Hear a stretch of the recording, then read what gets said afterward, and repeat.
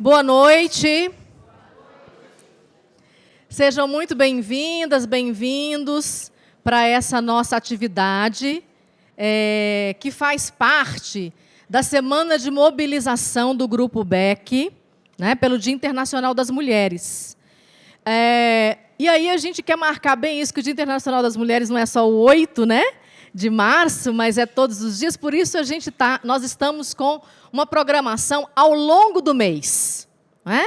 Na sexta-feira nós fizemos uma programação aqui somente com as educadoras da Católica. Né? Hoje nós estamos fazendo aberta essa roda de conversa, ou essa mesa redonda, né? Para os nossos estudantes, docentes, discentes, comunidade, é aberta, né? Para todo mundo. E na semana que vem, a gente tem pela manhã, no auditório do CA, nós temos a exibição do documentário da Lélia Gonzalez, e na sequência uma roda de conversa, também com pessoas bastante interessantes para conversar com a gente sobre a atualidade de Lélia. À noite do dia 26, na quarta-feira, a gente tem na Ceilândia essa mesma exibição do documentário da Lélia Gonzalez, também seguido de roda de conversa, também com pessoas que vão nos ajudar a conversar sobre a atualidade de Lélia Gonzalez. E no dia 29, encerrando o mês de março, nós vamos ter aqui, nesse mesmo auditório, nós vamos ter pela manhã, às 9 da manhã, a gente tem uma apresentação cênica da atriz Karen, que é uma atriz aqui do Distrito Federal, que vem fazer uma apresentação e, na sequência, também com ela, uma roda de conversa sobre a vida das mulheres, a sociedade, os homens e todos e todas nós, tá bom?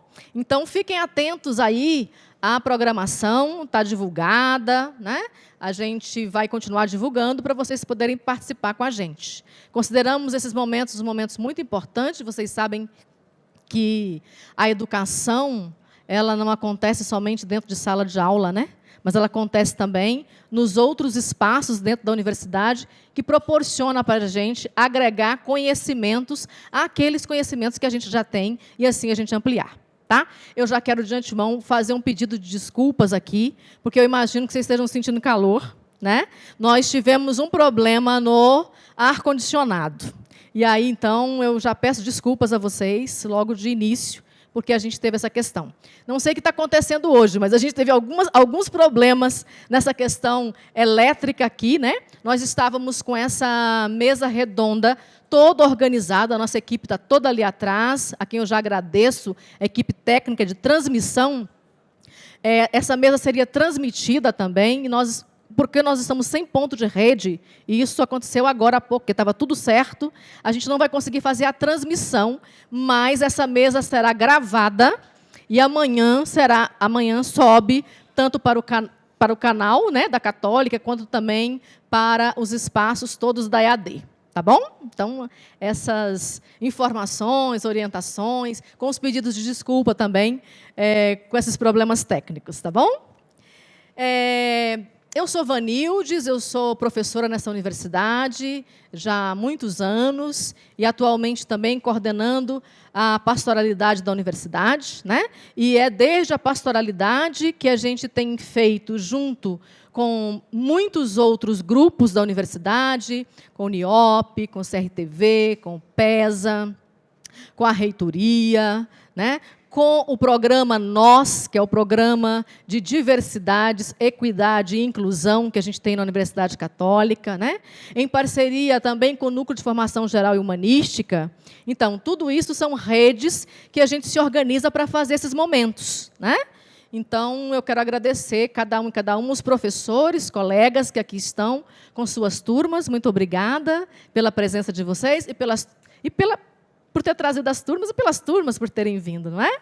Que esse diálogo que nós vamos ter aqui possa depois também reverberar nas salas de aulas de vocês também, dentro das reflexões, das temáticas que vocês estudam. Tá bom?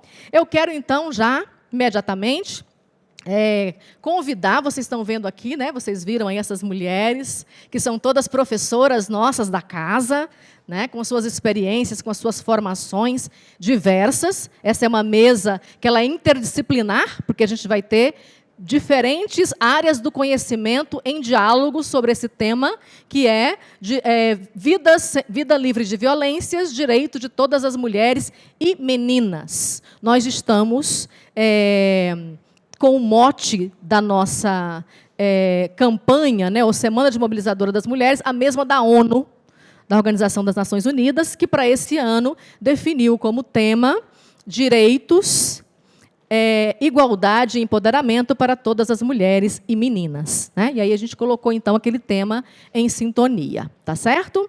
Eu quero, então, imediatamente chamar, que vai mediar essa mesa aqui, nessa noite para nós, a professora Gabriele Garcia.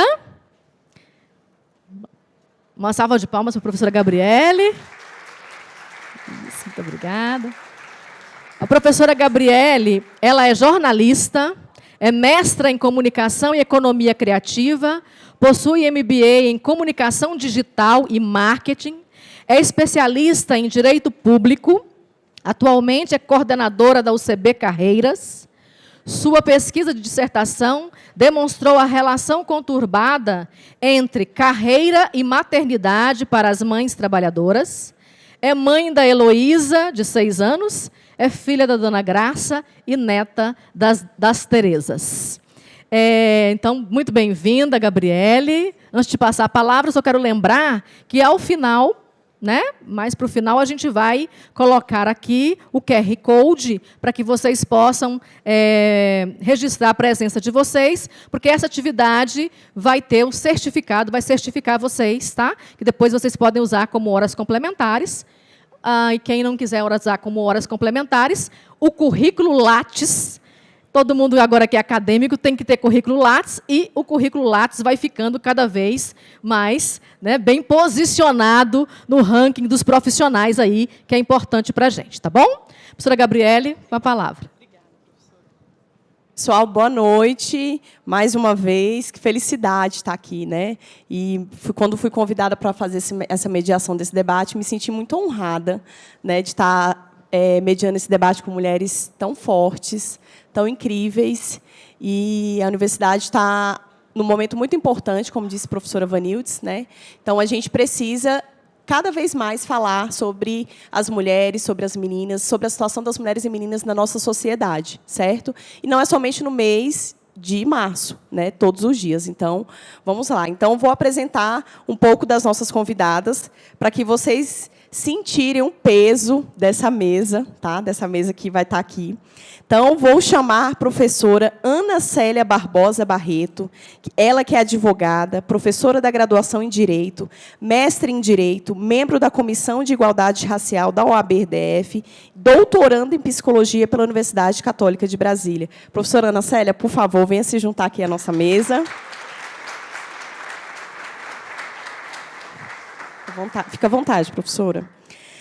Vou chamar agora a professora Valéria Marcondes Brasil, ela que é pós-doutoranda no programa de pós-graduação em Educação na Universidade Católica da Universidade de Campinas, da Unicamp, mestre em Educação pela Universidade Tuiuti do Paraná, tem pós-graduação em nível de especialização em Educação, Fundamentos e Métodos pela Universidade Estadual de Ponta Grossa, graduação e licenciatura plena em Pedagogia na Universidade Estadual do Centro-Oeste do Paraná, e, ao longo dos 30 anos, atuou como professora da Educação Infantil, anos iniciais do Ensino Fundamental, coordenadora pedagógica e diretora escolar da Rede Particular e Pública do Ensino, foi pedagoga no Departamento de Educação Infantil e Recursos Humanos da Secretaria Municipal de Educação de Curitiba, no Paraná, e foi coordenadora pedagógica também da editora Positivo, atuando no setor em parceria com secretarias municipais e Sistema de Ensino Aprende Brasil em mais de 200 municípios brasileiros. Tem experiência na área de educação básica, com ênfase em formação de professores, políticas públicas, gestão escolar e organização do trabalho pedagógico. Atuou como coordenadora e professora do curso de Pedagogia, que foi nota 5 no ENAD, e também, atualmente, é professora universitária e coordenadora do curso de Pedagogia Presencial da Universidade Católica de Brasília, do Departamento Acadêmico Geral de Graduação. Então, vocês viram o peso desse currículo, né, professora?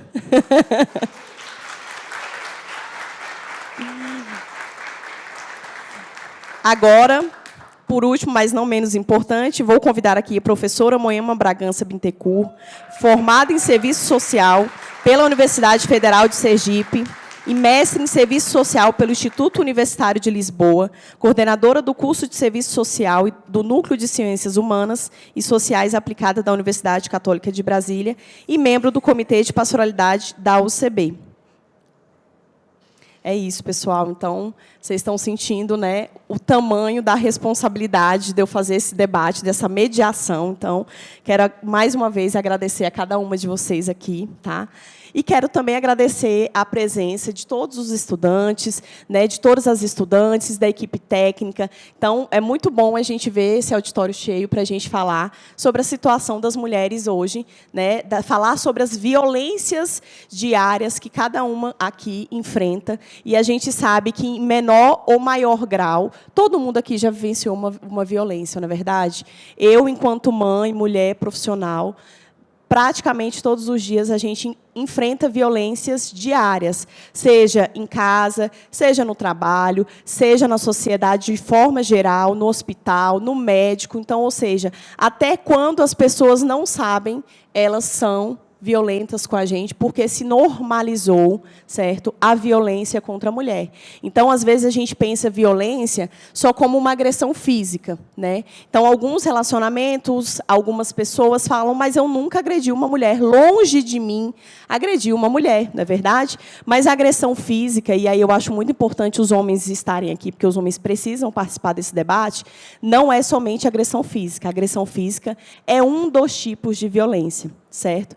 E aí, agora, passando a palavra aqui para as nossas convidadas, certo? Vou começar aqui por ordem, pode ser, professora? Então, a gente vai conversar agora com a professora Ana Célia. Professora Ana Célia, que está aí na área de Direito, e vai nos falar, conceituar também um pouquinho, né, professora, sobre os tipos de violência, né? Aqui a gente está aqui com a cartilha da Lei Maria da Penha, que é uma lei importantíssima, certo? Mas se a gente for parar para pensar, professora, é uma lei recente, né? Então, assim, fale um pouquinho para a gente sobre essas principais violências diárias, o que se caracteriza violências diárias, quantas e quais são as violências diárias. Boa noite, gente. É um prazer enorme estar olhando aqui um monte de pessoas interessadas em estar sabendo disso, um monte de aluno. Eu sei que vocês estão atrás das horas complementares, mas eu sei também que a gente está falando aqui de um assunto muito interessante, muito importante, porque, como a professora acabou de falar, existe um imaginário muito grande quanto à violência, que a violência é aquilo que a gente consegue evidenciar, né? Você puxar o cabelo de alguém, você bater em alguém. E olhem, prestem atenção. Às vezes, puxar o cabelo, em uma época um pouquinho atrás, eu não vou falar muito, porque senão vou denunciar a idade, participava aí de carnaval fora de época, e era muito comum as mulheres não poderem sair sozinhas do bloco. E aí tem muita gente jovem aqui que vai falar, não pode sair sozinha, por que não poderia sair sozinha? Porque se a gente saísse sozinha, a pessoa forçava um beijo, forçava uma aproximação, não respeitava o limite corporal da própria mulher. E isso é uma violência. Só que, vejam, isso só foi reconhecido agora, há uns 2, 3 anos atrás. Porque isso era normalizado. Ah, é só um beijinho. Ah, é só um abraço. Quem não quer um abraço? Desde que a outra parte queira também. Então, essas violências, elas foram sendo normalizadas até o ponto de se falar de uma continuidade que assusta, mas que vira somente um número. Todo dia nós abrimos, infelizmente, os jornais locais, olhamos na televisão e vimos as pessoas estarem falando de feminicídio em números que se tornaram números. Mas a conta não fecha. Mulheres estão criando homens que fazem isso? Em que ponto que a gente está errando? E aí a gente tem que olhar também a nossa meia-culpa. Por quê? Ao mesmo tempo que nós falamos de uma quantidade enorme, segundo o Relatório Brasil de 2023, de mães solo, que estão criando esses homens, em que momento eles estão virando essas pessoas violentas, que não conseguem reconhecer um relacionamento como findo? Em que momento esses homens eles não estão conseguindo reconhecer que, a partir do momento que eles quebram o celular da mulher, que eles, olha, não vou pagar mais aquela conta, eles estão agindo com a violência patrimonial.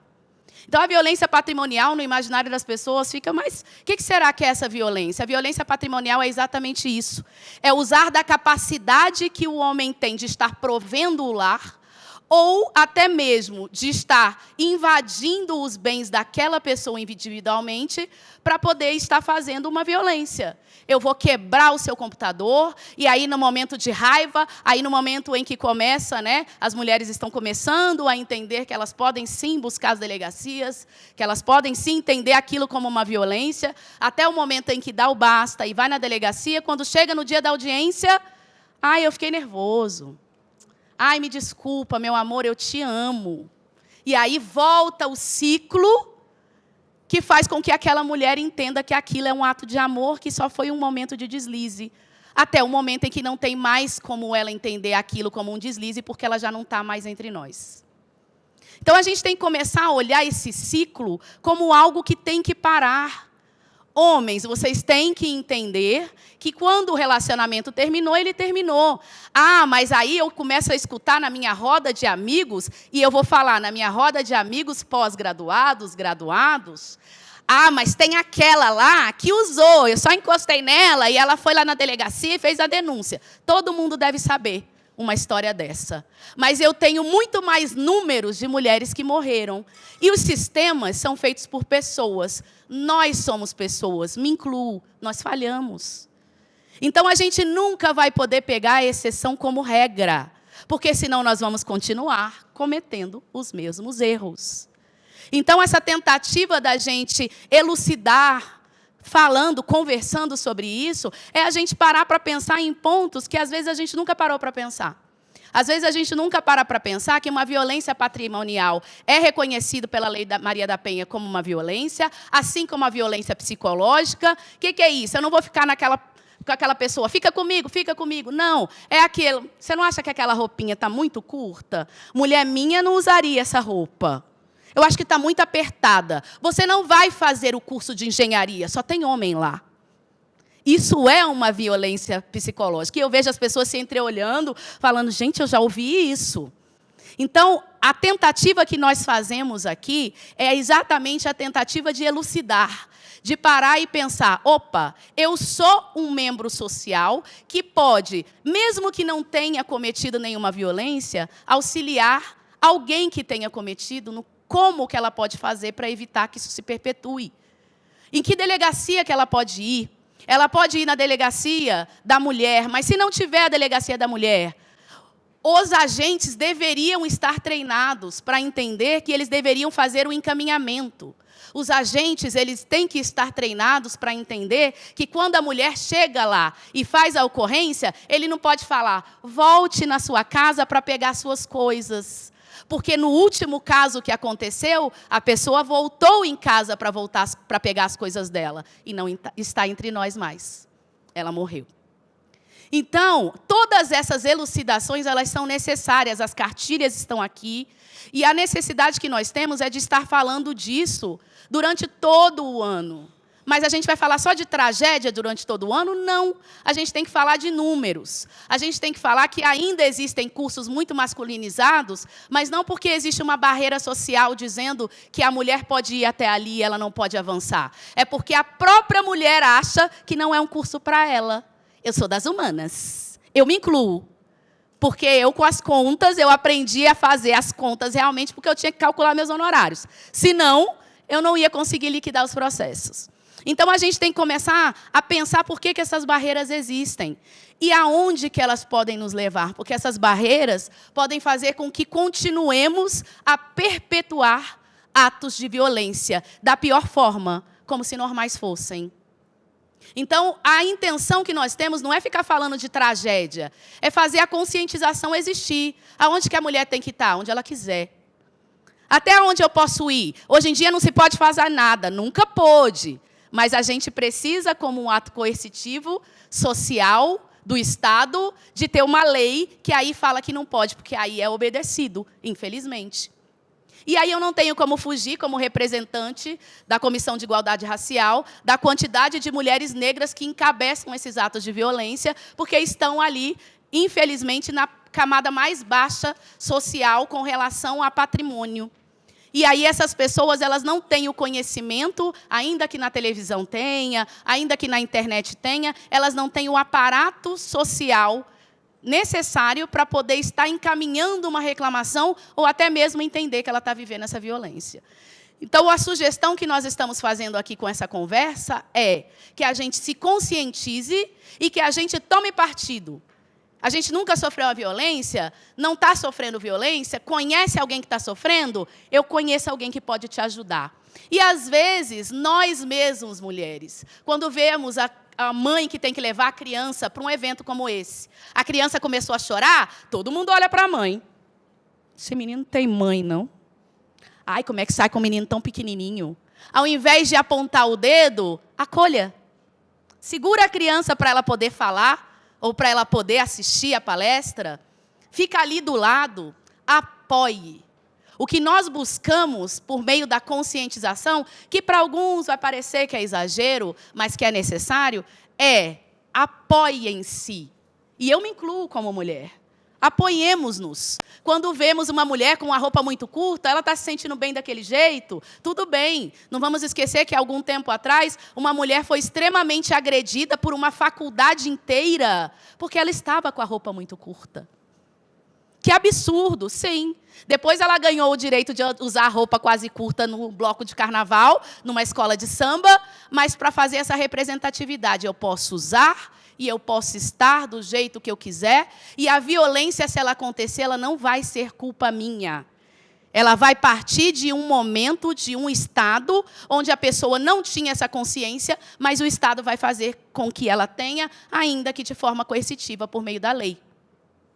Então, o que nós chamamos todo mundo aqui a ouvir é exatamente isso. A necessidade de, 1, nos apoiarmos, 2, sabermos dos números, e 3, estarmos numa rede, onde um apoia o outro, onde um não condena o outro, principalmente nós mulheres. Reconhecendo que a mulher que está dentro de casa, fazendo o trabalho de dentro de casa, igual eu estava conversando com as professoras, todo mundo tem uma pessoa do lar que tratou de todo mundo, que cuidou de todo mundo, mas não reconhece isso como trabalho. Que invisibilidade é essa? Todo mundo necessita desse trabalho, mas ninguém quer reconhecer que isso é um trabalho, porque ele não é remunerado. Então, toda essa invisibilidade a gente precisa reconhecer. O Estado está nos forçando a reconhecer. Essa invisibilidade já foi tema de prova do Enem. E aí a gente precisa estar entendendo que a gente não tem que saber de argumentos só para fazer prova, fazer dissertação para conseguir ponto. A gente tem que começar a entender a profundidade disso. A gente tem que começar a entender a profundidade de uma rede que está aí e que tem que ser cumprida, uma rede que ela tem que começar a funcionar. Só o Estado, por meio coercitivo da Lei Maria da Penha, não vai funcionar. A gente precisa olhar para o outro e parar de condenar. Gente, já viram a maquiagem dela? Ah, mas aquela mulher lá, ela é meio piranha, né? Acha? Quem nunca, né? Eu me incluo. A partir do momento que eu passei a ter essa consciência, ao invés de apontar o dedo, eu falo, o que eu tenho a ver com isso? Perguntinha simples. Se não me afeta, então por que é que eu tenho que estar invadindo o espaço do outro, igual antigamente, dentro do carnaval fora de época? Só que com palavras. Então, toda essa conscientização é o que nós convidamos todos que estão aqui, incluindo nós da mesa, a termos, não só hoje, mas todos os dias. Obrigada.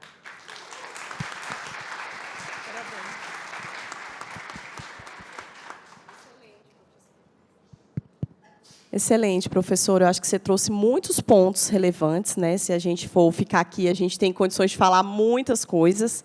Mas agora a gente vai ouvir um pouquinho a professora Valéria, até porque a professora Valéria é da área de educação, e eu acho que é importante a gente trazer também os pontos, né, de violências diárias que a gente tem no meio acadêmico, desde a educação básica até o ensino superior. Então, como que você vê isso, professora? Fala um pouco aí da tua experiência. Vou falar um pouquinho do panorama, por isso que eu trouxe uma cola bem grande. Porque a situação é grandiosa. Primeiro, agradecer o convite, né? É um imenso prazer estar aqui Muito, muito obrigada. Fico muito lisonjeada de poder fazer parte dessa mesa e desse evento. A gente pode avaliar que, nos últimos 30 anos, a mulher ocupou um espaço dentro da educação bastante significativo. Tivemos muitos avanços, mas ainda temos fragilidades, né? Uma das fragilidades que eu quero apontar é que apenas 4 entre 10 mulheres concluem o ensino médio. Isso não deixa de ser uma violência que fica oculta por essas mulheres que vão assumir casamentos, vão assumir trabalhos e precisam deixar os estudos, vão assumir famílias, vão assumir diversas tarefas. Um outro dado importante que eu quero trazer é que, das vagas para as crianças que ingressam nas creches, os meninos ainda são em número maior. Eles ocupam 41% dessas vagas, enquanto as mulheres um pouco mais de 35%. Né? Além disso, quando a gente olha a questão da professora da educação básica, essas profissionais formadas, bem posicionadas, com uma formação, muitas vezes em nível de excelência, elas ganham 4 vezes menos do que um outro profissional da sua área, né? De áreas afins, né? De nível superior ou com mestrado e tudo mais.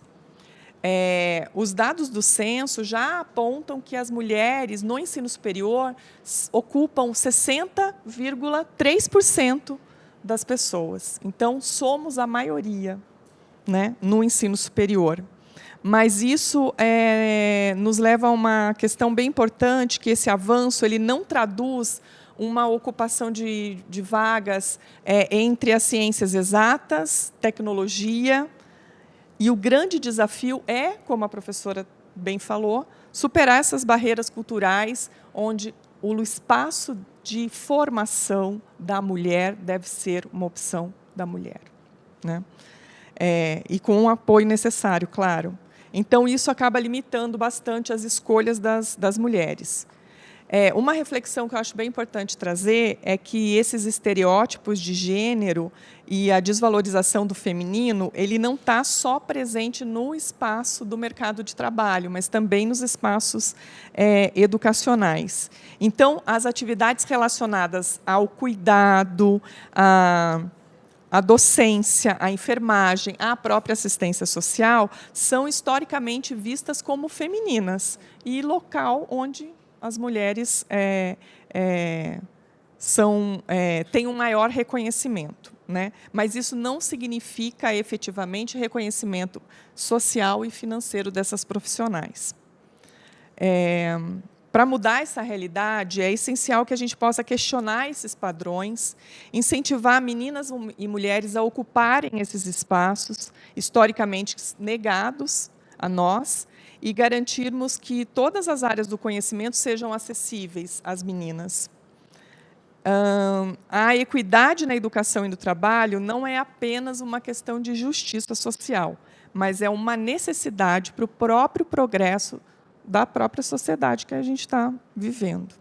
Esse debate sobre equidade de gênero na educação, principalmente, ele precisa avançar não só nas questões de acesso, mas também nas questões de permanência dessa mulher. Então, é por isso que lutar por outros direitos associados ao direito da educação é fundamental, como o direito à creche, para os nossos filhos, para os nossos netos, não é? Que a responsabilidade desse cuidado não impeça nenhuma mulher para o seu desenvolvimento acadêmico, e que a gente precisa de um tempo de estudo, sim, né, sem que isso signifique abrir mão dessa formação, com um trabalho remunerado digno e em condições de igualdade com os homens. E, acima de tudo, o reconhecimento pela ocupação deste espaço universitário, né? Pois a presença na academia, muitas vezes, é questionada e desvalorizada, como a professora já mencionou, então não vou me aprofundar. Então, a luta por esse direito, ela não se encerra no seu ingresso das mulheres na universidade. A gente precisa garantir essa permanência e essa conclusão e superar algumas barreiras que ainda representam um machismo estrutural. Os privilegiados, empazinados do seu conforto e da sua indiferença, vão dizer que isso é um problema da mulher. Não. As mulheres seguem resistindo, lutando, ocupando e rompendo estruturas que insistem em nos excluir desses espaços. Tem uma pesquisa da professora Cláudia Pedro e Nancy Luz que vai dizer que vão revelar uma realidade brutal, né? Que, além desse cuidado que é relegado à mulher, o assédio é um fator determinante para a evasão das mulheres universitárias desse espaço. Então, eu digo com toda a convicção e indignação, né? A mulher tem essa mania irritante de existir. Não é porque não nos querem só seres pensantes, mas também porque nos colocam à margem, né? Vou parafrasear um jornalista, o Luiz Marques, da revista Terra Redonda, da USP, que eu acompanho, que ele diz que, pela visão neoliberal, a pobreza é problema dos pobres, né? Eu vou dizer que, para os neoliberais e conservadores, os problemas do feminino são apenas problemas do feminino. E não é. Como a professora disse, esse é um convite para que todos possamos discutir, né? Não são problemas individuais que enfrentamos, são problemas coletivos e estruturais. Por isso que a mulher, ela não só existe, ela resiste, né, a esses espaços. Então, quero fazer um primeiro convite, né, um convite para que a gente possa, a partir dessa temática, pensar que esse debate não pode ser restrito só às mulheres. Um segundo convite eu vou fazer depois, mas, por hora, é preciso dizer também sobre a maternidade no espaço universitário, né? Mulheres são mães e mães são mulheres. Então, é nosso dever assegurar a essas alunas, mães, sem restrição, sem culpa, a ocupação desse espaço. No entanto, a nossa realidade vai mostrar um outro cenário, vai mostrar estudantes mulheres e mães que enfrentam desafios e sobrecargas diárias quase impossíveis.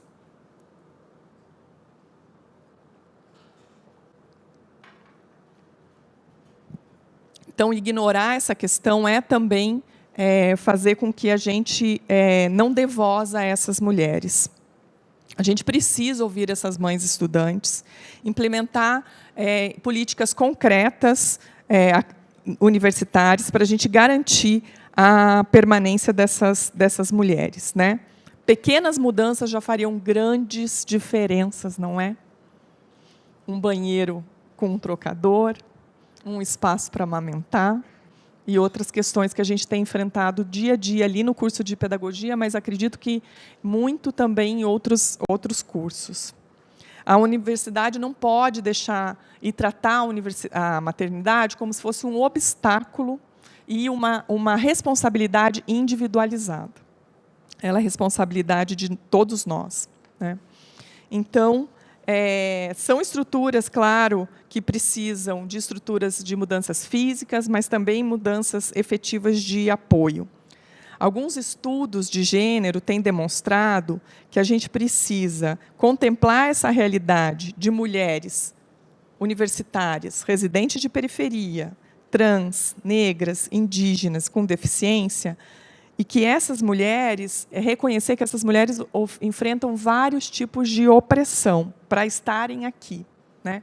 Então, é necessário todo esse apoio e reconhecimento dessa diversidade do ser humano.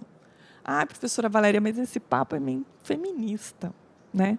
Mas o feminismo é dar voz às mulheres. E, dando voz às mulheres, o feminismo não exclui os homens dessa discussão e dessa promoção de transformação que a gente fala, né? A assistência estudantil deve ser consolidada, então, a partir de uma política estratégica e fundamental. O segundo convite que eu quero fazer é que a gente possa ser, por mais difícil que muitas vezes a gente escute, né, que as mulheres são difíceis, as mulheres falam um pouco mais alto e condenam o nosso comportamento, é preciso que essa mulher não seja calada, né? E porque a gente não tem controle nem sobre o próprio corpo, como a professora disse, né? E nem sobre esses espaços, mas basta convidar alguém que precisa trazer o seu filho bebê para um evento e ter que amamentá-lo, que a gente já vai encontrar a solução. O segundo convite que eu faço é o convite para que a gente seja feliz. A felicidade é uma resistência. A felicidade demonstra essa gana pela vida que a gente tem, né? Além de toda essa violência que aniquila as mulheres, mais de 1.400 já foram mortas esse ano, né? Esse ano, 1.400 e alguma coisa, eu já me perdi aqui nas minhas anotações. 1.400 e alguma coisa, já foram mortas. A felicidade, ela é, acima de tudo, um direito. Então, não devemos permitir que nos roubem a nossa alegria, que nos roubem essa coisa, esse afeto tão precioso que a gente tem, com o cuidado também, né? Para que a gente possa celebrar a nossa existência e encontrar a felicidade nas pequenas e nas grandes vitórias. Eu considero hoje, esse dia, essa roda de conversa, uma grande vitória. Então, sejamos felizes porque merecemos ser e porque felicidade é um ato de resistência. Obrigada.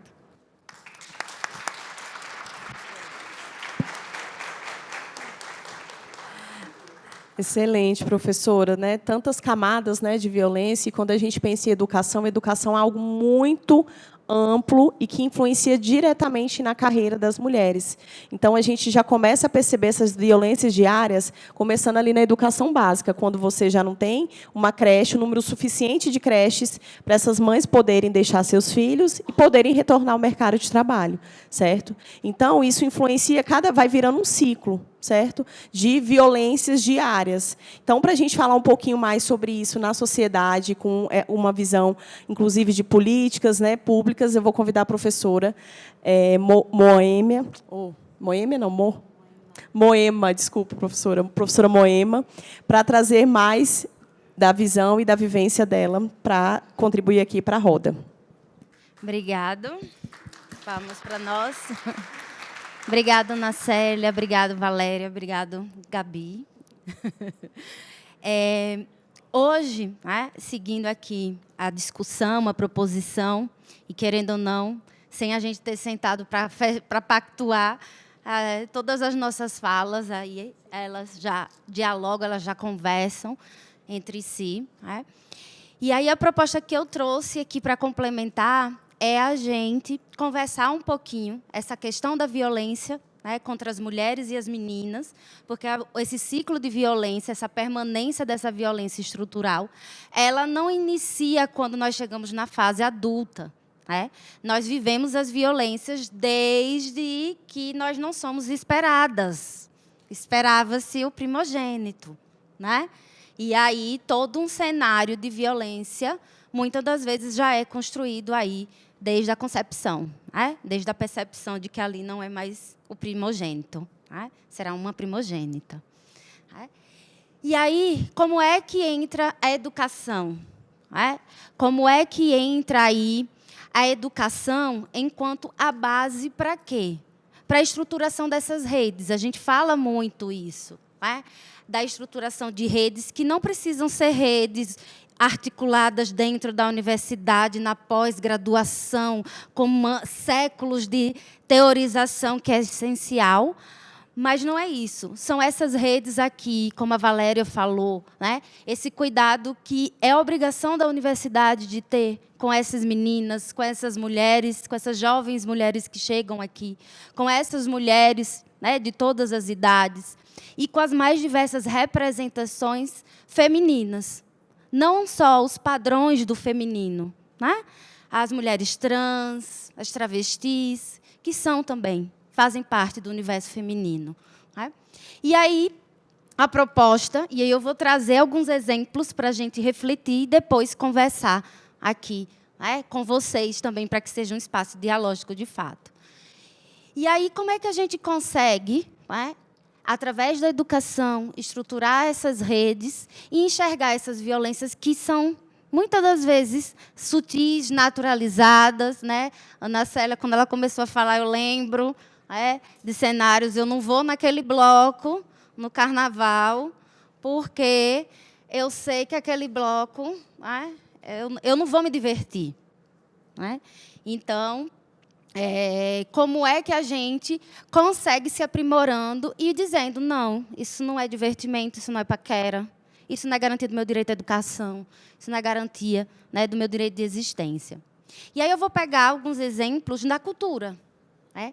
Porque a cultura, ela é um cenário que, muitas das vezes, é o nosso conforto, é aquele conforto da do relaxamento, daquela música, daquela poesia que a gente gosta, daquele filme, de ir para o cinema, ficar...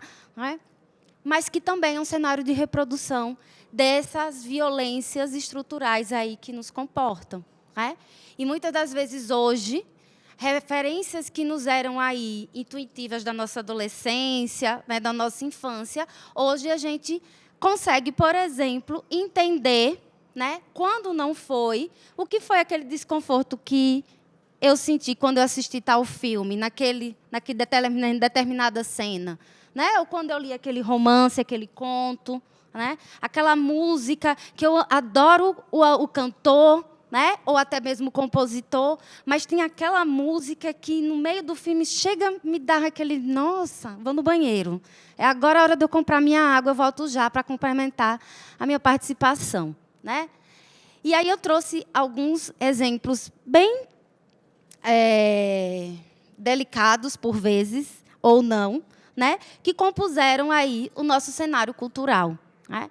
Quando Frejá, lá em 2001, ele compôs uma letra, né, uma música, e um clipe bem bonitinho, era uma animação de um homenzinho ali, né, buscando o amor. E aí ele, na música Segredos, né, ele traz lá, né, um trecho, e eu vou pedir desculpa aqui só para pegar minha cola, para eu não falar, não misturar as letras, né? Quando ele vai dizendo lá que eu vou tratá-la bem, para que ela não tenha medo quando ela descobrir os meus segredos. Né? E aí que ele vai tentar ali não gaguejar, né? Sem saber o que falar. Ele vai disfarçar, mas de lá ele não vai sair sem ela. Nessa busca pelo amor, um amor que ele quer para mim, para ele. Né? Ou lá no nosso, da minha realidade, nosso axé baiano maravilhoso, da minha adolescência, Netinho, com o compositor, o Paulinho Nogueira, lá em 1993, quando ele compôs Menina. Né? Que ele ali se debruçou sobre aquele o desabrochar feminino. E aí os versos, né? Que ele vai contando ali, aquela menina que um dia eu conheci criança, viu desabrochar, carregou no colo, né? Lembra de uma menina feia, tão acanhada, de pé no chão, hoje ela é maliciosa. Né? Ela vai guardar, e aí, nessa malícia, ela guarda um segredo. Né? E um segredo esse que ele foi ali desbravar. Ou no Proibido Terminar, do Gustavo Lima, né? Quando ele traz ali uma dinâmica que casal é isso. Casal tem que brigar, vem na ponta da língua, né? Some da minha frente, some da minha vida, né? Mas o te amo vai vencer. Só está proibido terminar. Terminar não pode, não. Não pode mesmo. Vamos até o que seja. Né? E, a partir daí, a gente já vai lembrando assim, várias questões aí que, do nosso cotidiano, desse não pode terminar. Né? Onde é que termina? Né? Quando a gente... E aí tem um filme clássico, né, do cinema brasileiro, A Hora da Estrela, né? Adaptação do romance, né, da Clarice Lispector. Né? Quem era a Macabeia? Né? Na época, né, aquela retirante de Alagoas que chega no Rio de Janeiro. Né? Quem era aquela mulher ali? Em busca só da existência dela. E por que a existência dela é constantemente negada?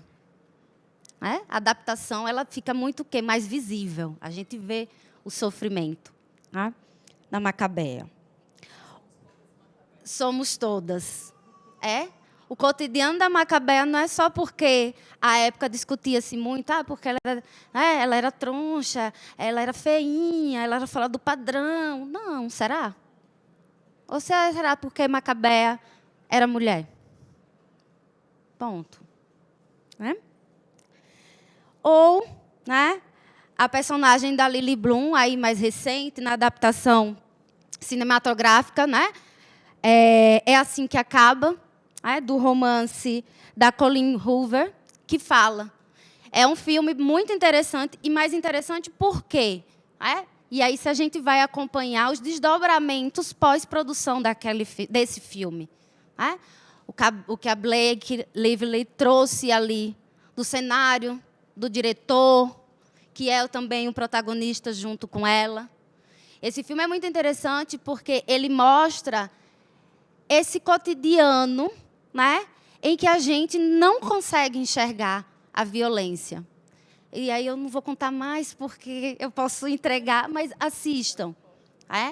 Assistam porque ele é um filme muito interessante para nos auxiliar nesse constante questionar que a nossa visão, que a nossa percepção tem que ter de tudo. De nós, do outro, das nossas relações, do que nós vivenciamos, do que nós não queremos vivenciar. Ou, caminhando aqui, para a gente finalizar na exemplificação, um clássico do cinema aí da década de 1980, 90, O Último Tango em Paris. O Bernardo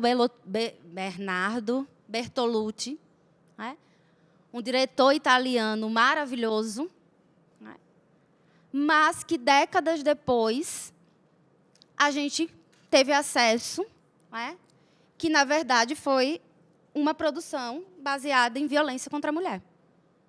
A Maria Schneider, a atriz principal, a Jeanne ali, que partilhou o set com o Marlon Brando, e posteriormente a esse grande clássico, ela mesma não conseguiu mais desenvolver a sua profissão, que era ser atriz. E todo o cenário aí que foi atrelado a uma atriz daquela época que, enfim, se entregou às drogas, etc., quando, na verdade, décadas depois, a gente teve acesso aos seus próprios relatos e ao cenário de que a produção ela foi baseada na violência, no não consentimento de parte da atuação, especialmente do Marlon Brando e do diretor, do Bernardo, na realização de cenas, e de uma história que falava de um homem e de uma mulher, de uma atração inimaginável, e que, na verdade, era o quê? Era a reprodução de um cenário de uma relação de violência, de submissão de uma mulher num relacionamento. E aí, o que é que esses exemplos eles trazem para a gente? Eles podem nos possibilitar. É nesse questionar do nosso cotidiano, da nossa produção. De produções que elas vão relatar, sim, contextos históricos, períodos históricos, mas períodos históricos esses que eles não findam neles mesmos. Eles vão constituir o nosso cotidiano, o nosso dia a dia. E como é que a gente consegue desvelar esses cenários? Que não é para a gente nunca mais assistir O Último Tango em Paris, ou escutar Gustavo Lima, ou escutar Netinho, etc. É para a gente ter a compreensão dos impactos que aquilo pode ter quando a gente não se relaciona e não compreende aquilo como tal. Como violência. Não é bonito, você ali se debruçar sobre um adulto, ali relacionando-se ainda, querendo ou não, com o ideário de uma criança. Ele se relaciona com uma mulher, mas o ideário dele é daquela mulher criança. A gente sabe nomear hoje isso, né? Mas como é que a gente se relaciona com esse processo? Como é que a gente se relaciona com uma cultura ainda impregnada com, né, as dimensões do patriarcado, da violência contra a mulher, não dita dessa forma, não compreendida como tal? E aí que a educação, né, ela nos dá essa base. E não é só, novamente, a educação formal, né? A educação também enquanto um processo de organização popular, comunitária. Em nós nos sentarmos, esse momento aqui, em sentarmos, conversarmos, apresentarmos. Você viu? Você percebeu? Foi só eu que percebi isso no filme? Mas ele não tinha esse objetivo? Mas ele se estruturou, a narrativa dele vai completamente ao contrário. É isso mesmo, não é? É também essa educação. Né?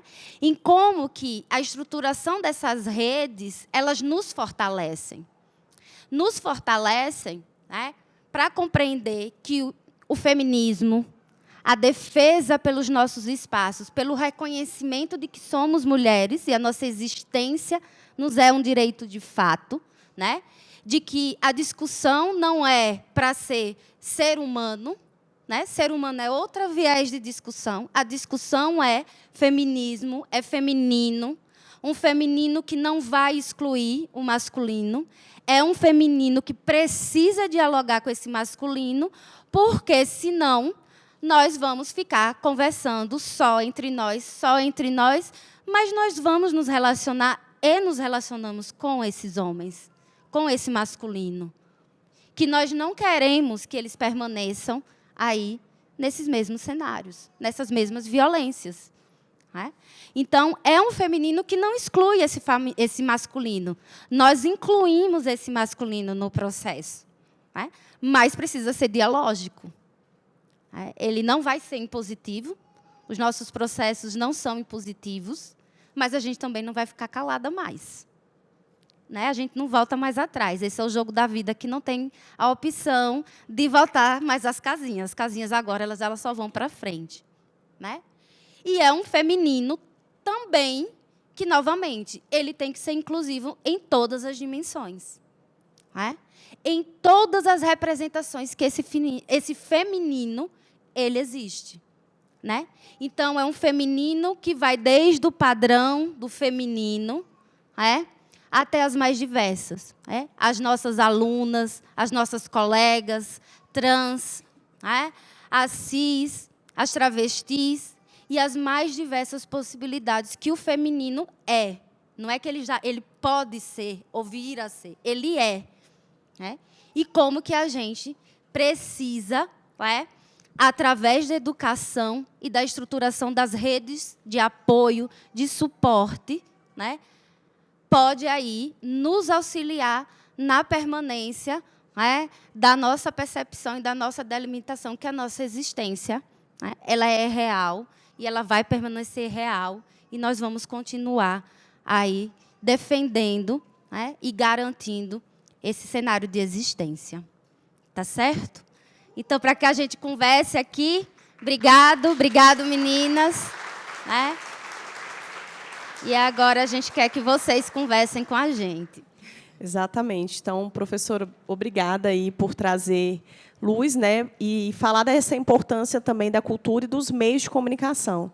Bom, eu sou jornalista e eu sei da importância, né, dos meios de comunicação para criar esse imaginário do que é ser mulher, do que é ser mãe, do que é ser profissional. Então, ou seja, os meios de comunicação eles têm um papel muito importante em fortalecer ou até destruir contra algumas narrativas, né, do que é ser mulher. Então, a gente precisa, enquanto estudantes, enquanto membros de uma comunidade acadêmica e no meio universitário onde a gente está, ter esse olhar crítico, né, de tudo que a gente consome, seja ele em música, seja ele em filmes, em novelas e séries, né, porque há muito que ser feito, né, professora Vanildes?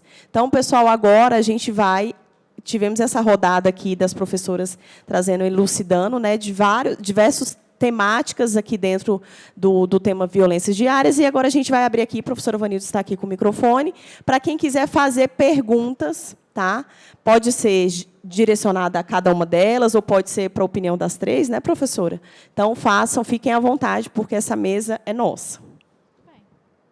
A Li já quer começar ali, até eu chegar lá, eu já vou anunciando que a Lei Maria da Penha, que está ali, né, o material, quem quiser pegar depois, pode pegar para levar.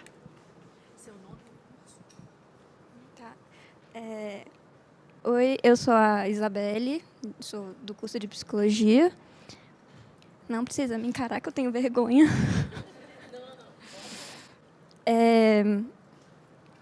Eu acho muito importante falar sobre a violência contra a mulher, porque tem muito caso, que eu digo, de homem violentar a mulher assim, verbalmente ou fisicamente, mas eu acho importante falar também um pouco de quando acontece da mulher com outra mulher. Por exemplo, a minha irmã caçula, ela é bissexual, né? Então ela teve algumas experiências horríveis, tanto com um homem e recentemente com uma mulher, que não foi levada a sério por ela ser mulher. Tipo, tudo bem ela fazer comentários que destrói a autoestima dela, que destrói a personalidade da minha irmã, que é super alegre, super agitada, de repente ela ficou assim, quietinha e deixando de ser ela mesmo assim, normal, mudando o jeito de vestir, de até contatar a família, porque ela mora sozinha em Unai, em Minas Gerais, até contatar a família, que antes fazia frequentemente, passou a ser com menos frequência. E ela não enxerga que essas coisas que a namorada dela está fazendo também é violência. E seria levado muito a sério se fosse um homem, mas por ela ser mulher, não, está tudo bem. Ela é o jeito dela, é porque ela está preocupada, é porque, sei lá, vai justificando por ela ser mulher.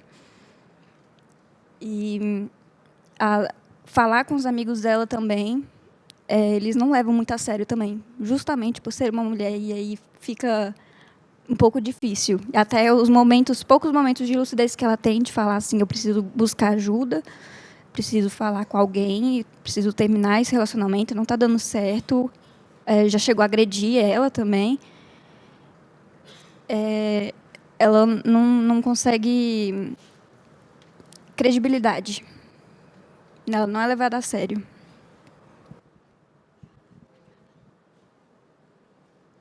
Quem mais? Vamos fazer uma rodada com mais uma pergunta, ou duas pelo menos, quem tiver alguma colocação. Na sequência, a gente volta para lá, né? Aqui.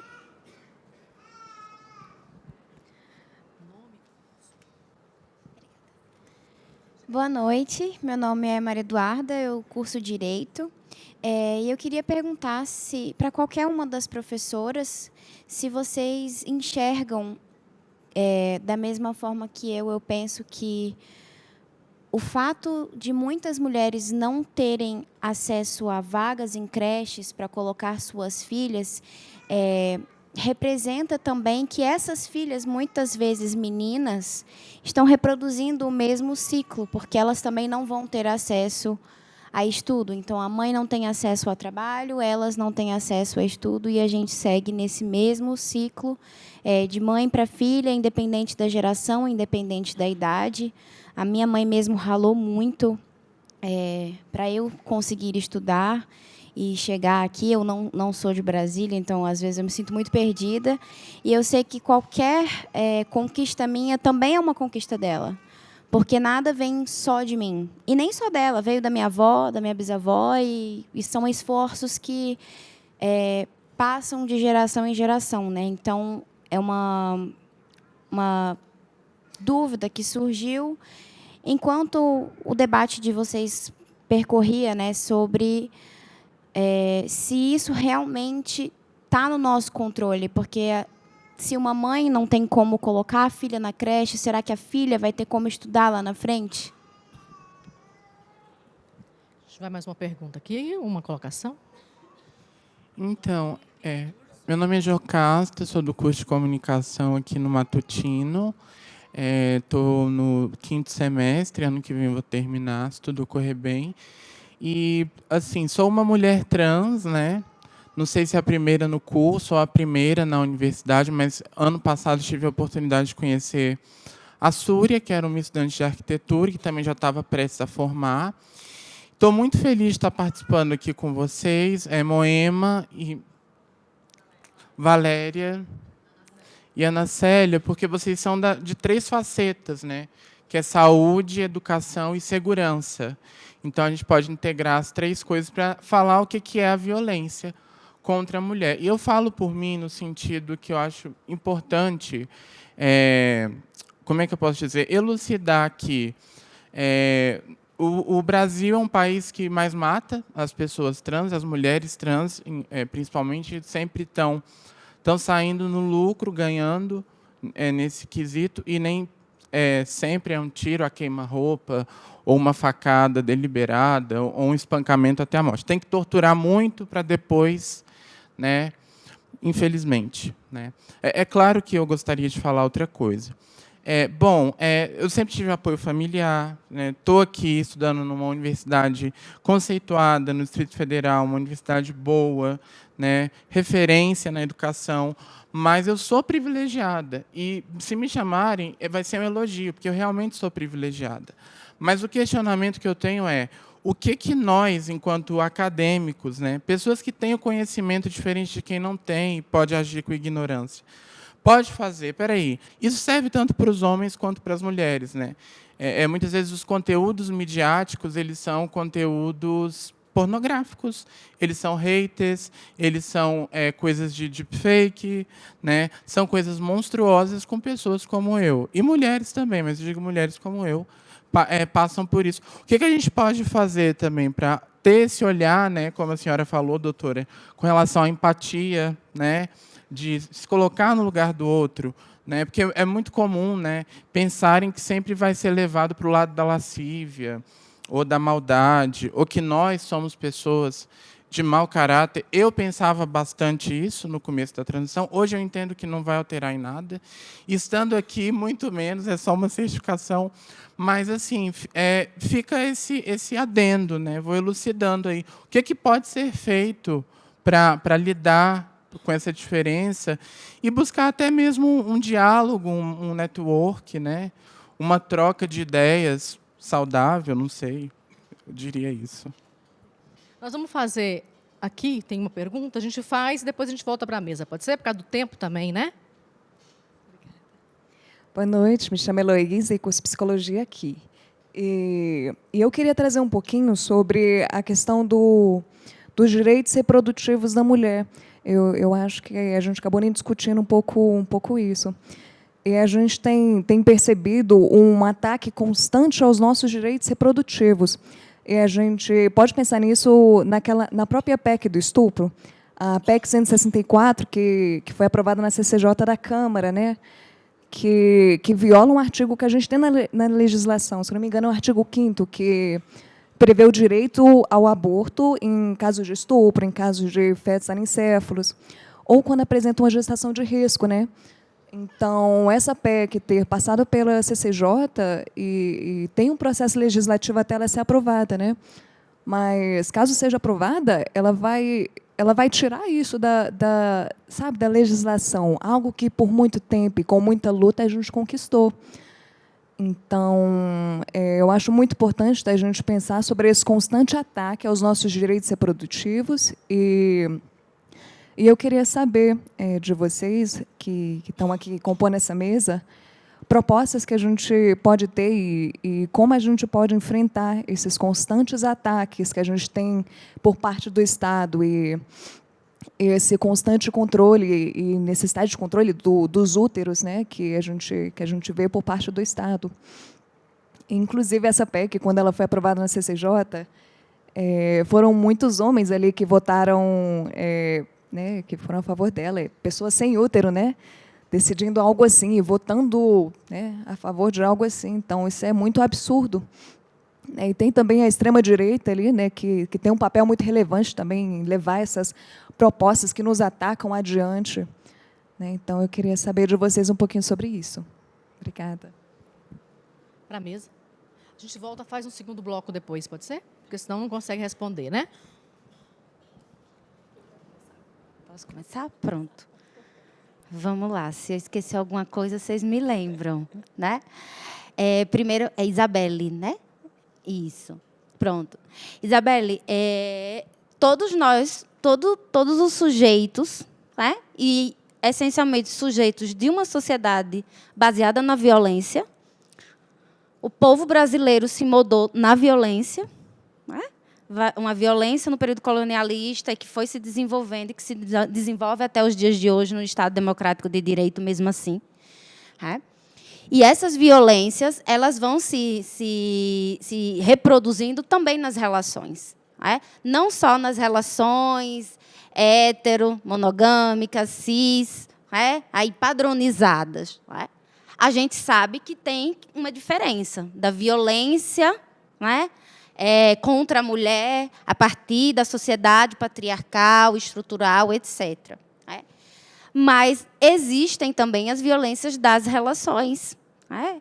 Das relações entre duas mulheres, entre dois homens, né? As violências entre essas realidades. Né?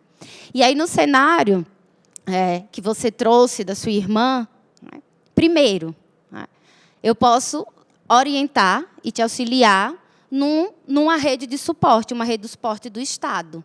Né, Vanildes? A gente tem aqui, e a gente teve a participação oficina com as trabalhadoras da Católica, na sexta-feira. Tem um programa da Secretaria de Justiça, na Subsecretaria de Apoio a Vítimas, e lá tem um suporte psicológico, assistencial, jurídico, né, de mulheres vítimas de violência, das mais diversas. Né? Então, primeiro, você já é uma rede de suporte da sua irmã. Né? Você escutou, você já percebeu, você está tentando ali, dentro das possibilidades, você escuta, você já percebeu como é, ela já consegue respirar né, dentro de um cenário de violência. Né? Falou, busque ajuda. Né? Mas, às vezes, a gente precisa trazer, isso aqui pode ser ajuda. Né? E aí, depois, se você quiser, eu te passo. Né? E também já fica para todo mundo aqui. Esse é um serviço ofertado em todo o DF. Né? Vocês podem buscar, quem tem Instagram lá, né? Programa Direito Delas, né?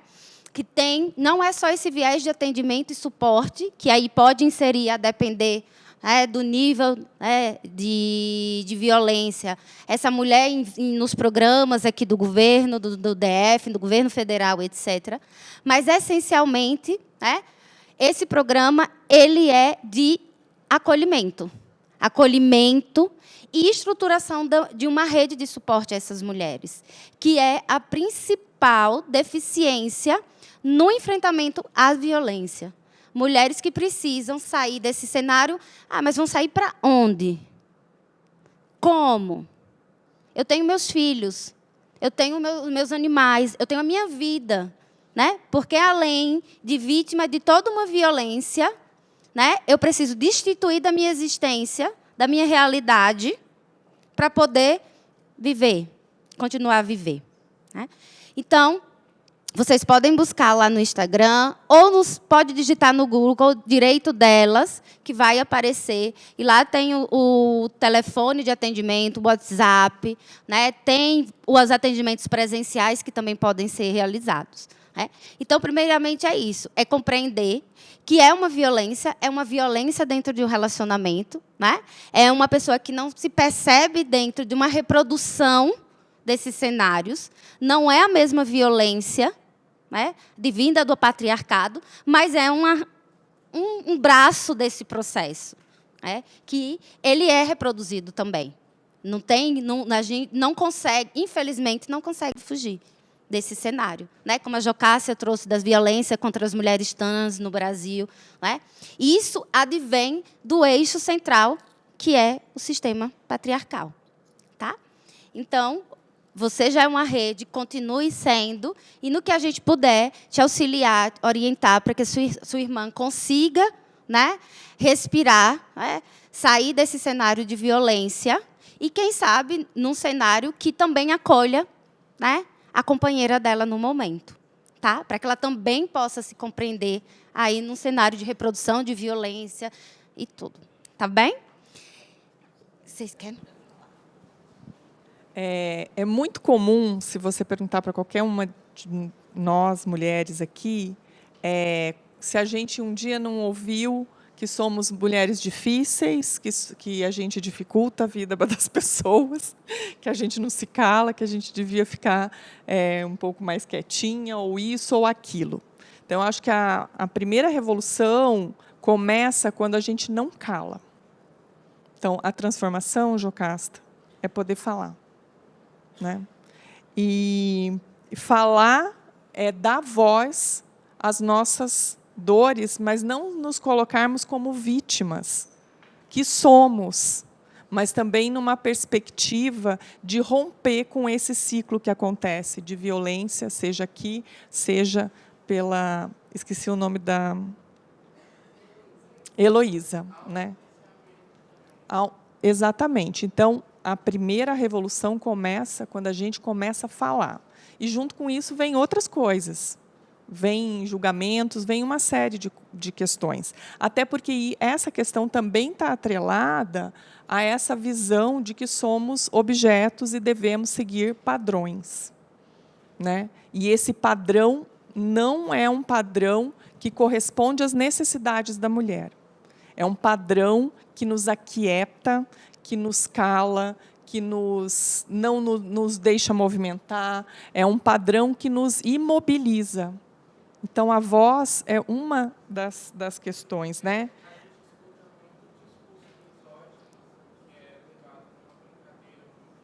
Sim.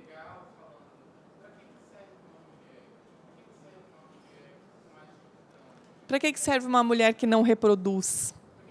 Né? Para que serve? Esses são os contextos de violência que a gente está todo dia vivendo. Né? Então, se a gente começa a falar, não somos objetos, eu vou exercer o meu direito, não quero, quero existir do jeito que eu quero estar nos ambientes que eu quero. Eu tenho uma lembrança de que, em algum momento da minha vida, eu tinha vergonha de entrar em alguns lugares. Eu tinha vergonha, eu ficava tímida, eu sentia um não pertencimento. A partir do momento que eu percebi que eu estava me sentindo aquilo e que aquilo me limitava, eu falei, acabou. Não interessa. Pode ser num jantar da Rainha Elizabeth, que não está mais entre nós, não sei o nome da outra rainha. É rei, ó, nem é mais rainha, é rei. Não interessa. Se eu estiver com vontade, for convidada, claro, né, estarei. Né? E, às vezes, ocupo espaços onde ninguém quer a minha presença, mas estou. Isso é resistência. E aí, para complementar, juridicamente falando, ainda que a violência seja de uma mulher contra outra, a Lei Maria da Penha faz esse acolhimento. Então, essa pessoa, mesmo sendo mulher que sofreu uma violência e cometeu uma violência contra uma mulher, outra mulher, aquela que sofreu a violência, ela pode sim procurar a delegacia. Não tendo a delegacia da mulher na cidade onde ela está, ela pode procurar uma delegacia comum, e esse procedimento judicial ele vai ser diferente. Mesmo que seja numa delegacia comum, o procedimento ele vai correr como se de uma Lei Maria da Penha fosse.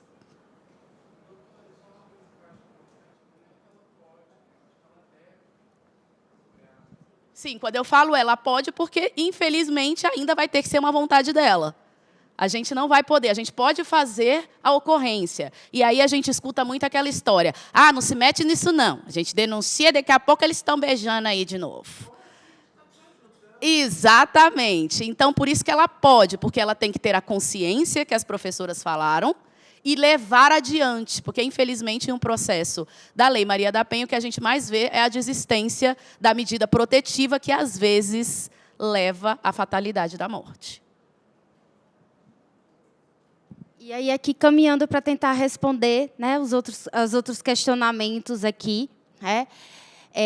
Quando a gente fala de sistema, né, de sistema patriarcal, dessa exclusão da mulher, ele também tem um viés que não é só social, né? Não é só cultural, ele é econômico também.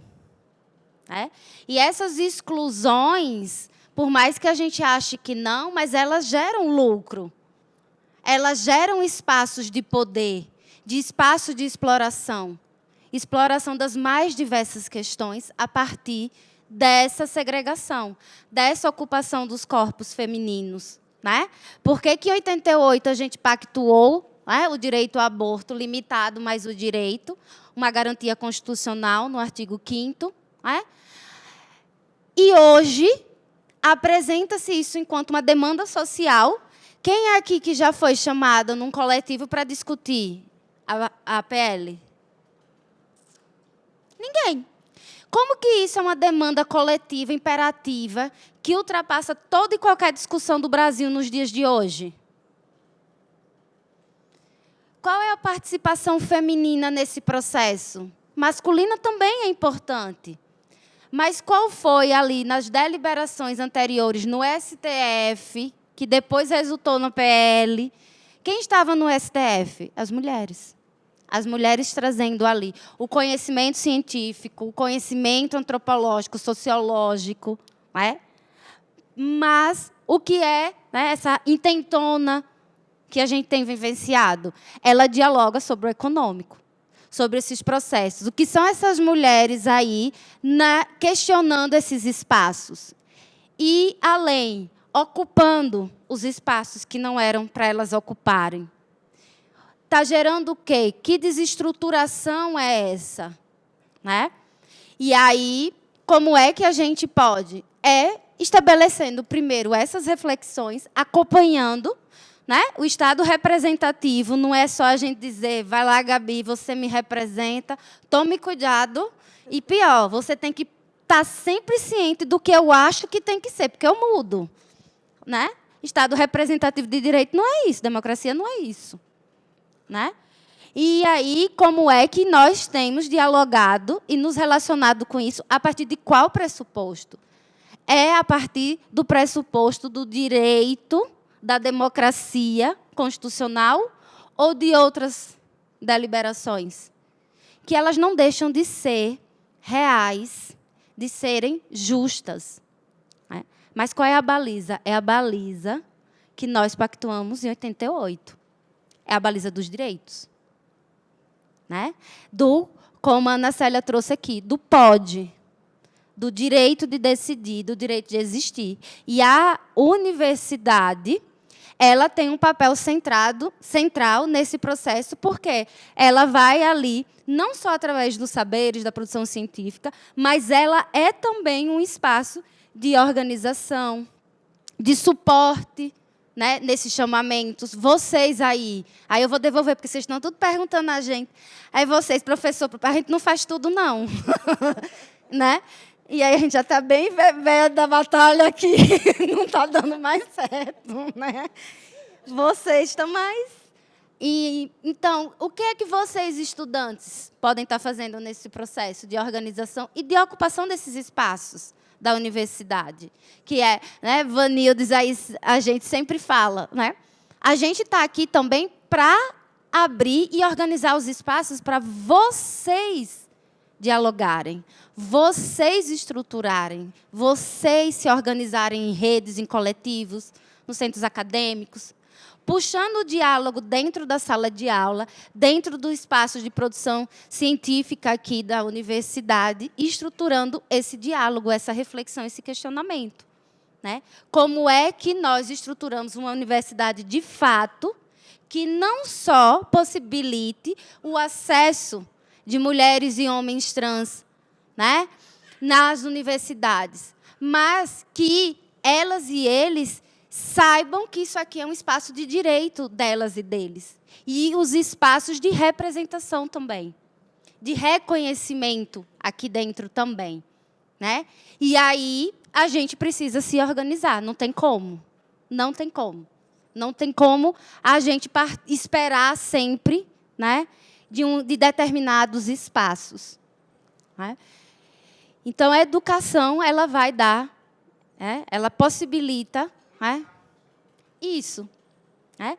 as bases, de onde buscar, né? A partir de quais diálogos, de quais teorias, etc. Né? Esse vivenciar. Num cenário também em que o tempo nos é inexistente. Né? E aí é mais outra barreira a gente ultrapassar nesse cenário. Tem uma pergunta aqui que queria no bloco anterior, eu vou abrir aqui, por causa do tempo. Eu sei que todo mundo, quando vai dando 9 horas, a gente vai querendo todo mundo já ir embora. Já conheço o povo da noite, já sei como é que é, não é? Mas, assim, a gente... Só vou aqui a Angélica, não sei se tem mais alguém, a gente ouve mais umas 2 pessoas, e a gente fecha, para a gente poder já ir para a mesa para fechar, tá bom? Eu vou pedir objetividade. Tá. Ana Cecília, gostei muito da sua fala. Quando você falou sobre a fala, né? Porque, às vezes, a mulher, dependendo de como ela fala, ou ela é barraqueira, ou, antigamente, a bruxa, como Freud explica lá, histérica, aqui, né? Então, às vezes, não é mimimi essa conversa que a gente está tendo aqui, né? Porque a gente vai evoluindo aos poucos. Aos poucos não, né? Aos passos pequenos, mas com objetivo a longo prazo, né? E aí, entendendo, vocês falam muito de educação, e eu achei isso muito legal, que a gente pode compreender essas estruturas, né, da sociedade que compõe tudo isso. E falando um pouco assim, das mulheres negras, né? Então, quando a professora Moema, né, falou um pouquinho sobre patriarcado e tudo mais, a gente sabe de como ela é visualizada, né, a questão do corpo, da sexualização da mulher negra, né, de tudo que ela vem passado e sob indicadores também de violência, né? Então, com esse recorte, né, de raça, de gênero, ele propõe, ele permite que a gente veja nitidamente, né, dentro dessa estrutura, como as mulheres negras são penalizadas, né? de todas as mulheres, que a gente está falando, né? Mas especificamente nesse recorte, né? Então, eu queria que você falasse um pouquinho a respeito da mulher negra, né? E como essa questão das dificuldades, até você chegou a falar um pouquinho, né? Do acesso a essa informação, dessa mediação que precisa ser feita. Você falou assim, não é só por televisão, né? A gente precisa chegar de outras maneiras também.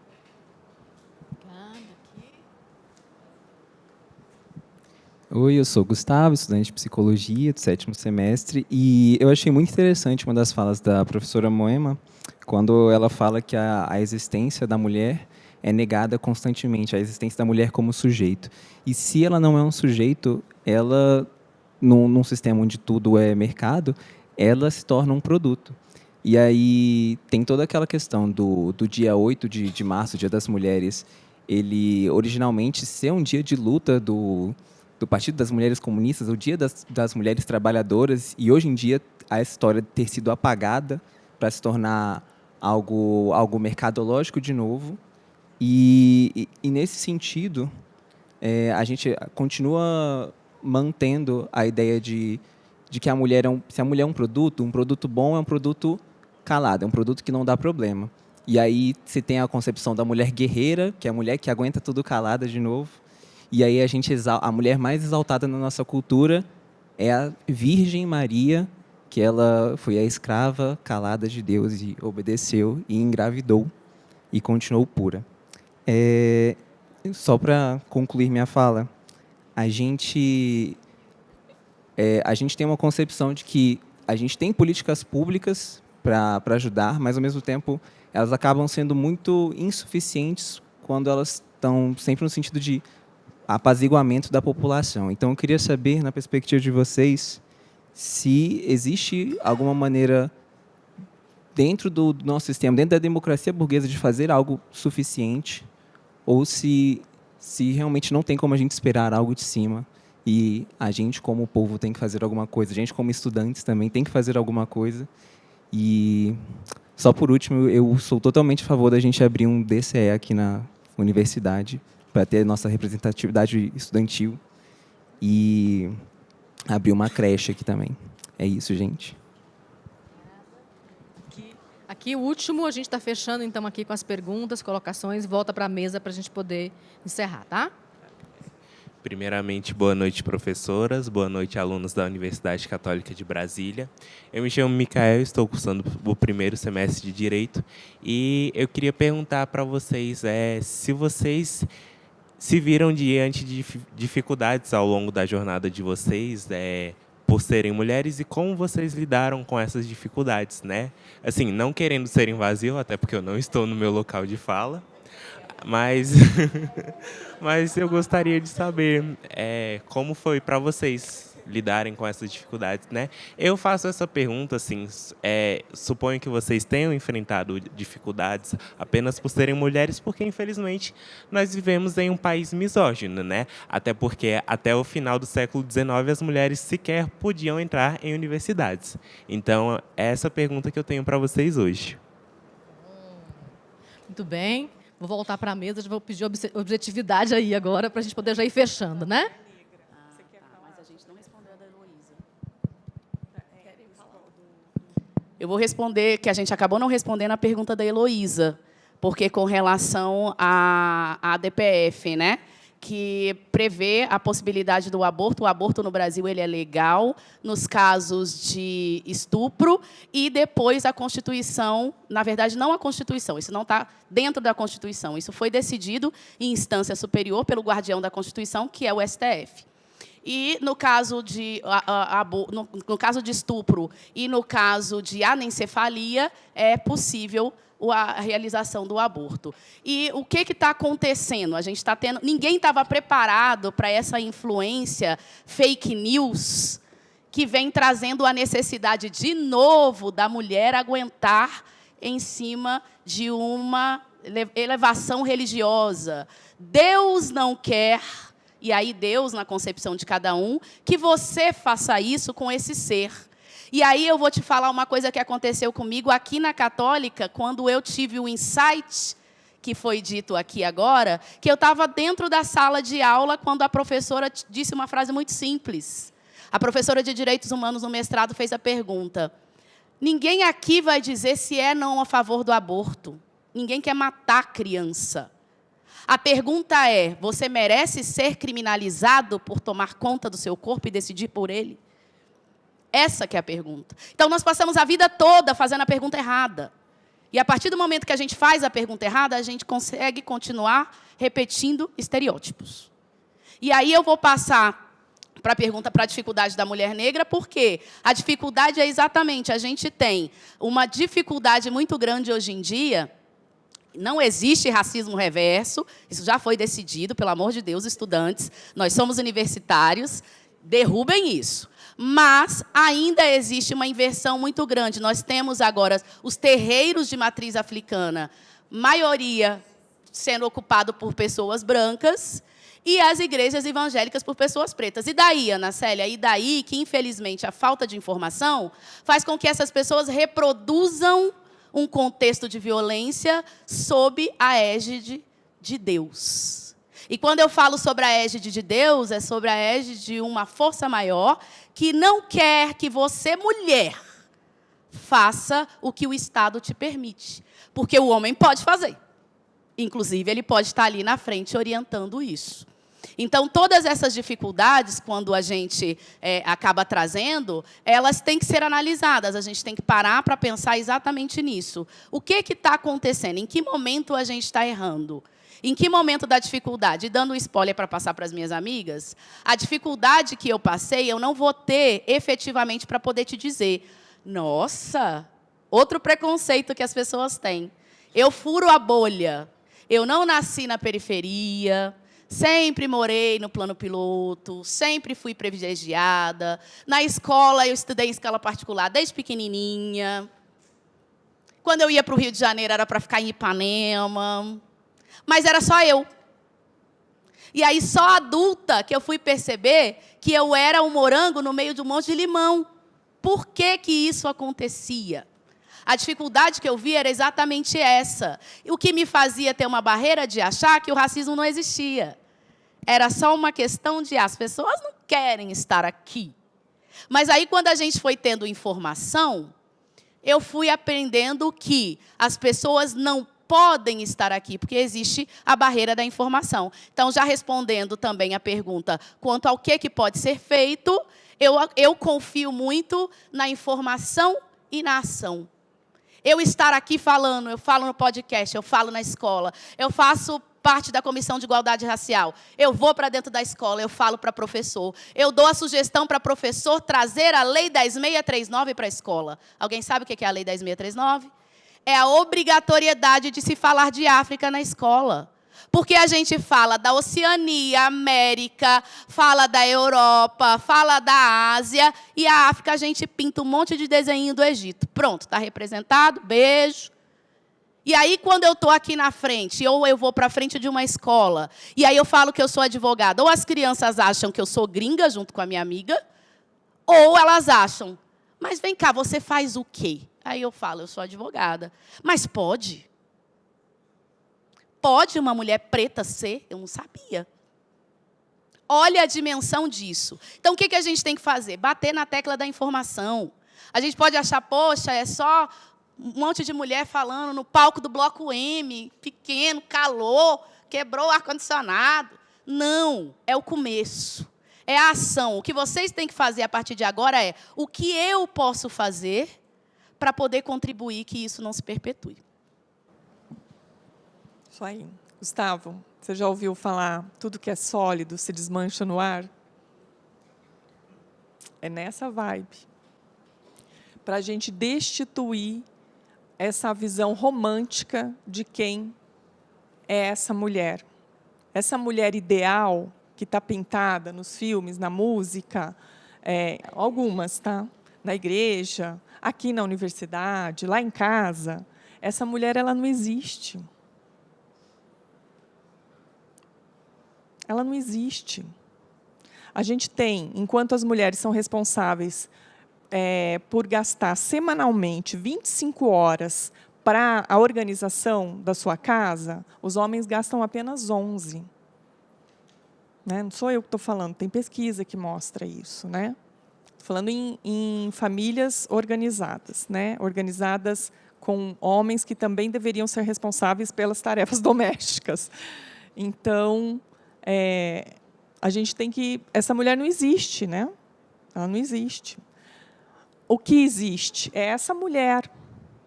É essa, que eu sou branca, de olho claro, mas eu venho da periferia, de uma cidade do interior de São Paulo, que fui terminar meu doutorado aos 52 anos de idade, porque não tive oportunidade antes. Tinha que trabalhar. Assim como as minhas alunas lá da pedagogia, que trabalham o dia todo, 44 horas semanais, precisam fazer um esforço que é endógeno para estarem aqui à noite, às 3 horas, todos os dias, para terem o seu diploma. Assim como deve ser o caso de um monte de gente lá na psicologia e em outros cursos que estão aqui. Né? Então, esse espaço é um espaço que a gente pode começar a organizar. Pode começar a dizer para onde quer ir. Porque se a gente não ocupa e não diz, alguém vai dizer. Tem alguém para dizer. Aí é a nossa responsabilidade. E a gente só pode lutar pela democracia também se a gente sabe o que é democracia. Se a gente tem experiências democráticas, se a gente vive experiências democráticas para dizer isso é democracia, isso não é. Ah, mas eu tenho a minha opinião. Tá, mas só isso não é democracia. A democracia é muito mais do que isso. Né? A escola, a universidade mudou a minha vida. Totalmente. Totalmente. Eu sou outra pessoa. A partir da oportunidade da escola pública, da universidade pública, do meu mestrado em universidade particular, em programas particulares. Que daí é assim, ó, tu tem que dar conta. É contigo. Né? Então, é isso que eu falo para as minhas alunas e para os meus alunos. Aqui, a gente vai até o fim. Não falo isso? Não, vai até o fim. Não me entenda. Ah, professora, tá, nós vamos dar um jeito, mas vai até o fim. Ninguém vai desistir. Agora não é a hora. Você já chegou até aqui. Ocupa esse lugar.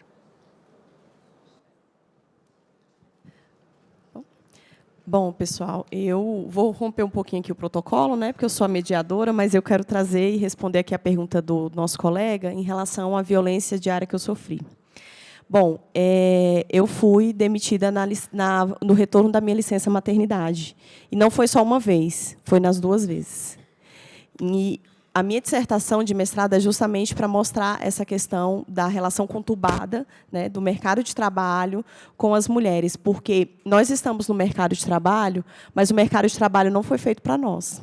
Nós estamos lá porque nós estamos resistindo. Então, as pessoas querem controlar os nossos corpos, as pessoas não querem que nós façamos abortos, mas as pessoas querem que nós sejamos mães, e a maternidade é colocada de forma compulsória, certo? Ah, não, é o instinto materno. Não existe instinto materno. Exige a sociedade te colocando e te empurrando isso e colocando o cuidado, como a professora colocou, como algo feminino, como um ofício feminino. Mas a grande verdade é que os homens também podem cuidar.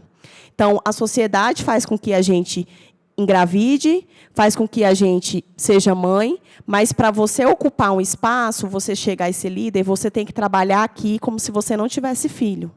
E você vai estar lá na sua casa como se você não fosse uma profissional.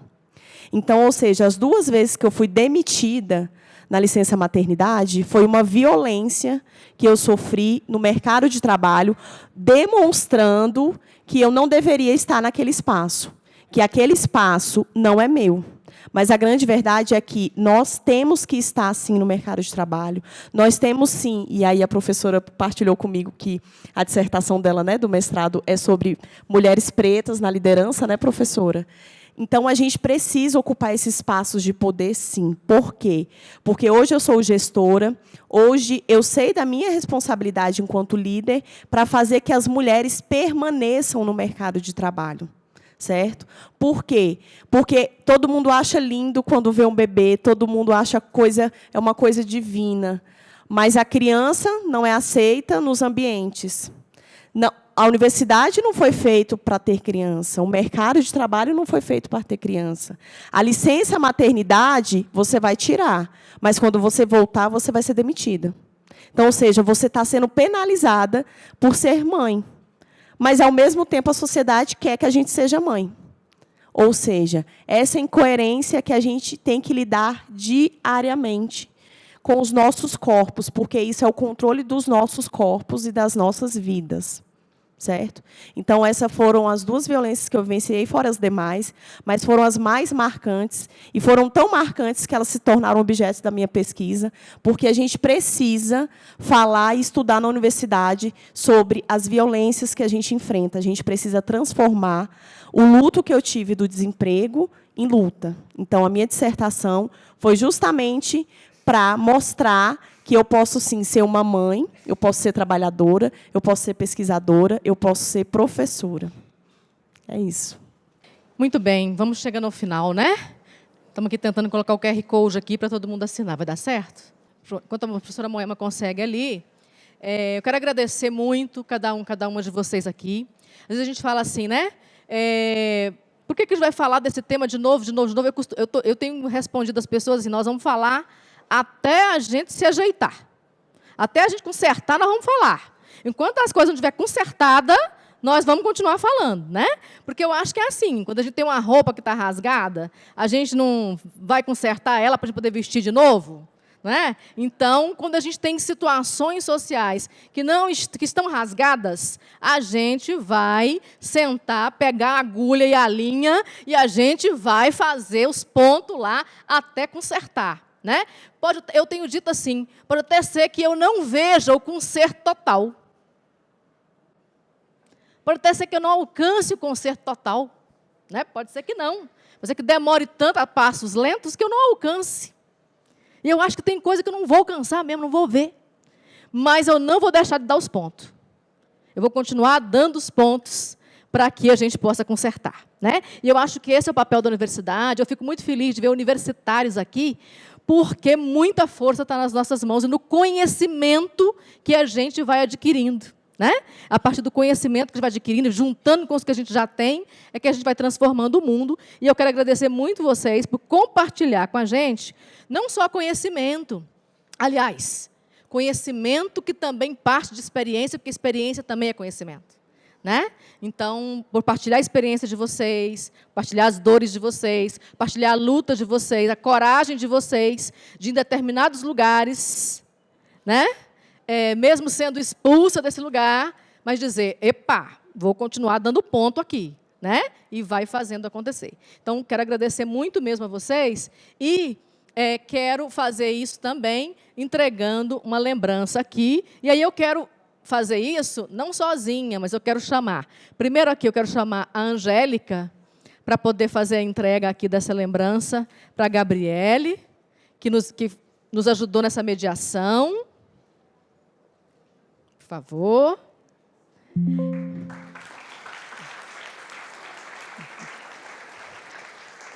Quero chamar aqui a Rejane, minha amiga de infância, lá da Ceilândia, representando toda a turma da Ceilândia, do Campo Ceilândia, que está aqui. Para entregar para a professora Valéria, minha amiga de infância, porque eu ia dar aula lá na Ceilândia, para a turma deles, aí ela cismou que ela era minha amiga de infância, e eu aceitei, nós somos amigas de infância.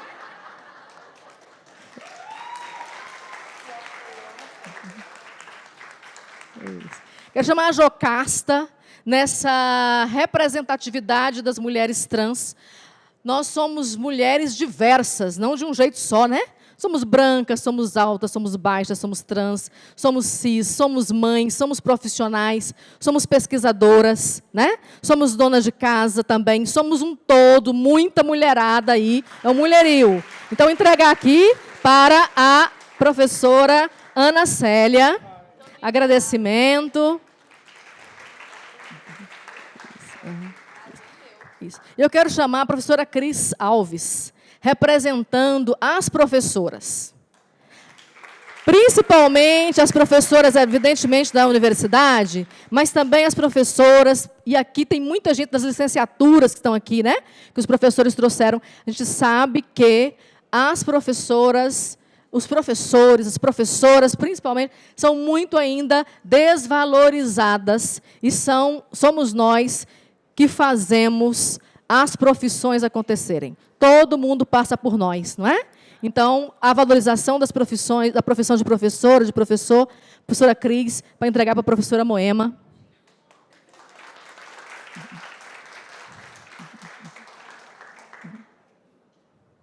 Isso, muito bom.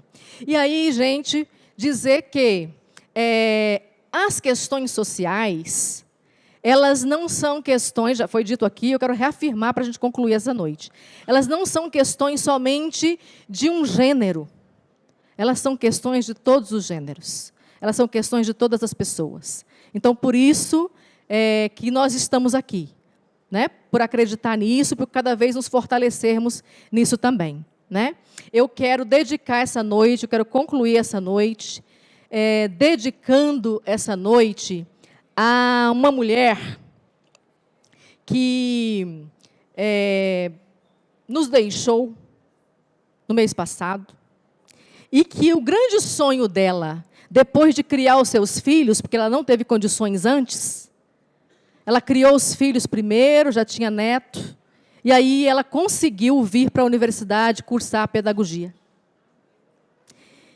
Só que, faltando um ano para concluir o curso de pedagogia, ela sofreu um infarto e morreu.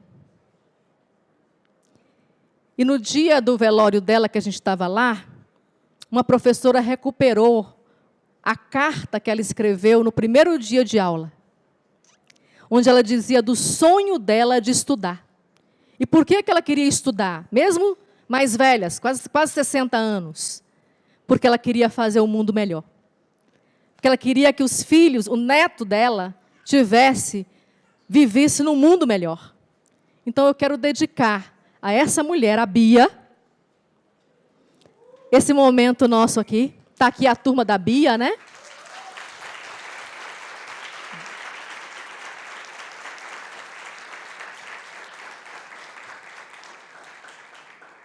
Uma dedicação à Bia, essa noite, para que a gente não deixe de sonhar, de querer ser feliz, porque sonhar e ser feliz é um ato revolucionário. Então, sigamos fazendo a revolução, sonhando e sendo feliz. Muito obrigada a vocês. Uma boa noite. Gratidão pela presença.